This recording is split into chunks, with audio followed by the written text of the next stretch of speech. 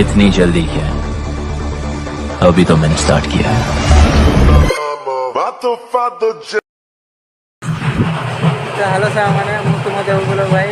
तो मुझे खर्दा को आम जात्रा पड़ी आम खर्दार। तो खर्दा आसी तो खर्दार आम बड़ पणा संक्रांति पूजा हो। तो देखु मैंने ये बड़ पणा संक्रांति पूजा हो। तो विभिन्न प्रकार अच्छी नाच देखा मिलूँ।